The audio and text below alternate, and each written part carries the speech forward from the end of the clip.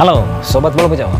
Sebelum kita memulai, saya ingin mengucapkan selamat tahun baru 2024. Semoga di tahun baru 2024 ini apa yang kita harapkan semuanya tercapai dan semoga lebih bagus dari tahun 2023. Begitupun dengan Timnas Indonesia, semoga di tahun baru 2024 ini mendapatkan harapan baru, semangat baru, dan tentunya kita berharap Timnas Indonesia mampu mendapatkan hasil terbaik di turnamen Piala Asia nanti, teman-teman. Berbicara tentang Piala Asia, tentunya pemanasan udah dimulai, pertandingan uji coba udah dimulai.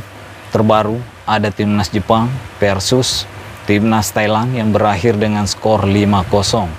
Jepang berhasil melumat Thailand dengan skor yang cukup mencolok, teman-teman, dan tentunya kemenangan dari Jepang ini membuat peringatan kepada lawan-lawannya di grup D khususnya, termasuk Indonesia, Vietnam, dan Irak. Nah, berbicara tentang grup D, Timnas Indonesia juga akan melakoni laga uji coba besok melawan Timnas Libya, dan kita akan melihat apakah pasukan dari Sintayong ini udah ada peningkatan semenjak melakukan tes jangka panjang di Turki. Karena uji coba yang akan dilakukan oleh Timnas Indonesia ini 2 kali, teman-teman, besok dan tanggal 5, dan kedua-duanya akan melawan Timnas Libya. Dan pertandingan berikutnya, pertandingan uji coba berikutnya, Timnas Indonesia akan menghadapi Timnas Iran, salah satu tim terkuat kedua di Asia, teman-teman. Ini akan berlangsung di Qatar kalau tidak salah, karena pertandingan uji coba melawan Libya 2 kali ini akan berlangsung di Turki, dan pertandingan melawan Iran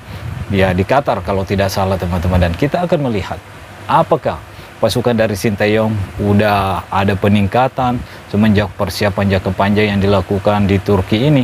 Karena Timnas Indonesia di kualifikasi Piala Dunia 2 pertandingannya tidak memberikan hasil yang maksimal.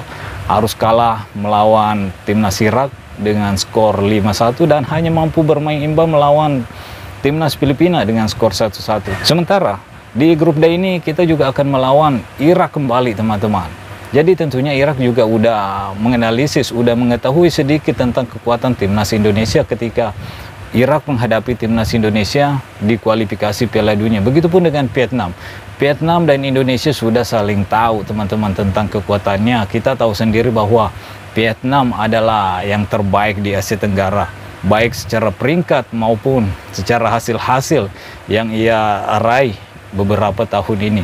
Apalagi ketika Vietnam dilatih oleh pelatih dari Korea Selatan, yaitu Park Hang-seo. Park Hang-seo banyak memberikan kesuksesan ketika ia menjadi pelatih kepala dari Timnas Vietnam. Salah satu pencapaian terbesarnya yaitu mampu meloloskan Timnas U23 Vietnam sampai final Piala Asia dan harus tumbang melawan Uzbekistan di partai final, teman-teman. Dan kita tahu Vietnam saat ini sudah tidak dilatih lagi oleh Park Hang-seo. Vietnam sekarang dilatih oleh Philippe Trosser, dan tentunya kita berharap Sintayong juga mampu membawa Timnas Indonesia melaju sejauh mungkin di Piala Asia ini dan bisa mengikuti kesuksesan dari Park Hang-seo selaku pelatih dari Korea Selatan juga yang cukup sukses di Timnas Vietnam. Ya, berbicara tentang pelatih dari Korea Selatan, pelatih dari Timnas Malaysia yang kita tahu Kim Pang-gu merupakan pelatih dari Korea Selatan juga, memberikan sedikit komentar tentang kompatriotnya atau rekan senegaranya yang sukses melatih di Asia Tenggara, termasuk Park Hang-seo dan Sintayong.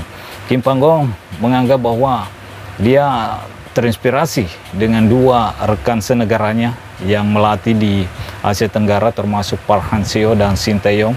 Dia menganggap bahwa Park Hang-seo mengalami sukses besar bersama Timnas Vietnam dan Sintayong memiliki karir bagus bersama Timnas Indonesia, teman-teman, dan mampu meloloskan Timnas Indonesia ke Piala Asia. Begitupun dengan Kim Pang-gu sendiri juga mampu meloloskan Timnas Malaysia ke Piala Asia, di mana terakhir kali Timnas Malaysia masuk ke Piala Asia itu pada tahun 2007 kalau tidak salah, teman-teman. Itu pun melalui jalur tuan rumah. Jadi termasuk sukses lah ketiga dari pelatih Korea Selatan ini.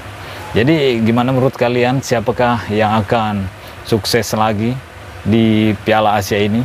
Apakah Kim Pang-gu atau Sinteyong, karena kita tahu sendiri Park Hang-seo udah tidak menjadi pelatih dari timnas Vietnam, teman-teman. Ya, berbicara tentang Piala Asia, tentunya ini merupakan ajang pembuktian pelatih kepala timnas Indonesia, yaitu Sinteyong, teman-teman. Karena semua yang ia butuhkan di Piala Asia ini, ya menurut saya udah diberikan semuanya oleh PSSI. Persiapan yang matang, diberikan waktu yang panjang untuk melakukan persiapan oleh PSSI.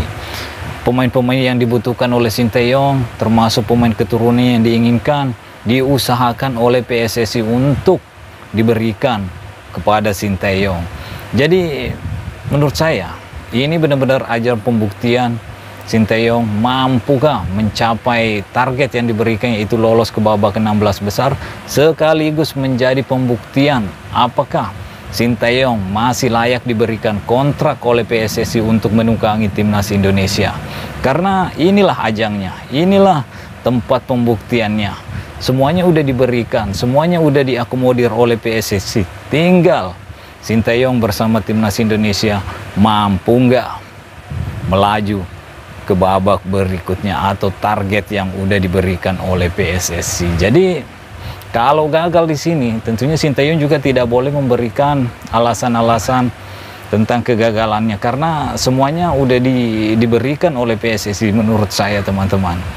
Jadi harus fair juga Sinteyong di sini. Kalau memang gagal, berarti ya tergantung keputusan PSSI. Apakah akan memberikan kontrak baru atau akan ada pelatih baru yang akan diumumkan oleh Ketua Umum PSSI saat ini, yaitu Bapak Erick Thohir, teman-teman. Jadi semoga persiapan panjang yang dilakukan oleh Sinteyong bersama timnas Indonesia di Turki ini benar-benar bisa mendapatkan hasil yang diharapkan oleh semua pencinta sepak bola timnas Indonesia, teman-teman. Dan semoga di Piala Asia nanti timnas Indonesia benar-benar tidak hanya menjadi penggembira di grup D dan bisa mendapatkan hasil terbaik di grup D ini dan lolos ke babak ke-16 besar. Ya, saya berharap persiapan panjang yang dilakukan oleh Sinteyong bersama timnas Indonesia di Turki saat ini benar-benar bisa dimanfaatkan dengan baik. Yang terbaru, kita akan melihat seperti apa peningkatan dari timnas Indonesia ketika menjajal kekuatan dari timnas Libya 2 kali, dan pertandingan ketiganya akan melawan timnas Iran nanti, teman-teman. Itu yang kita ingin lihat, apakah benar-benar timnas Indonesia udah ada progres setelah melakukan persiapan panjang di Turki ini. Karena persiapan yang panjang ini tentunya sangat-sangat kita harapkan bisa meningkatkan kemampuan timnas Indonesia